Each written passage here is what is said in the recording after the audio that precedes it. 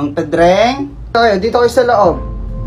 Napasadya ho kami dito. Yung anak ko bigla na lang nagkalagnat. Papagabot ko ho sana sa inyo. Tinan mo yung mata ng anak mo, nantitirik, oh. Kana nga na kami mamatignan. Mangyan kami ng anak mo, oh. Hindi pantay. Tingin ko sa batang to may sanib, hatay kang alaang. Nga ito. Lumabas ka dyan. Hindi mo ako kaya, ay. Napahirapan mo ako, no? Ano pangalan mo? Salta!